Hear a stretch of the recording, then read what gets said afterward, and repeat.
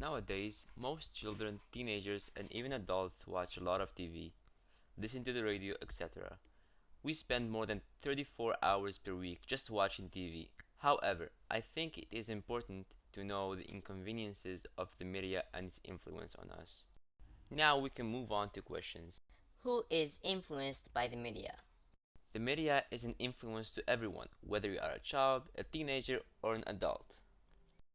What kind of influence is it? Positive or negative? I would say it is a negative influence because people should think by themselves and shouldn't be told what to think. What are you trying to prove? I am trying to prove that the media has an influence on the way we think. Where are people being influenced in? Canada, the US, North America, or in the world? The media influences people from all over the world, and yes, including Canada and the United States. Is this happening now or was it in the past? I would say that there is more influence now, but there was a lot of influence in the past too. Why does the media influence us?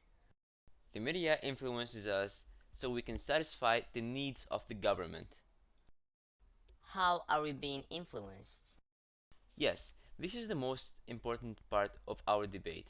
I have few examples to show you that the media is very powerful. Let's start with the Second World War. Hitler used propaganda and counted on the media to make his people believe that the rest of the world is bad and that all the Jewish people are bad and should be exterminated. Hitler succeeded to make his people believe that all the crimes he committed on humanity was fine. Hitler said, by the skillful and sustained use of propaganda, one can make people see even hell as heaven or an extremely wretched life as paradise. Moving on to the next example, I'm going to talk about the 9/11, when the USA claims that it was a terrorist attack and Bin Laden was behind it. However, it was scientifically proven that the US government did this on purpose to scare the people so they can allow them to put cameras everywhere for security reasons. People would lose more privacy this way for what they call freedom. Also, they have more reasons to do whatever they are doing in Afghanistan. Finally, I have another example about what is happening today. It is about what's happening in Gaza. Basically, when we turn on the TV and watch the news, we see that they tell us it's war in there.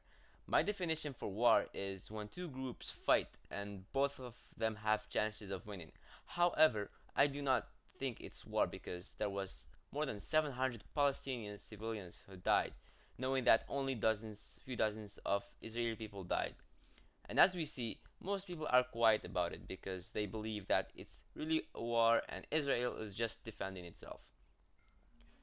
Finally, I think the media is a very powerful way to control people's thoughts. Furthermore, we should learn to think by ourselves and always see both sides of whatever we question. In addition, a question that we all need to answer is if all the news channels are owned by the government. And thank you for listening.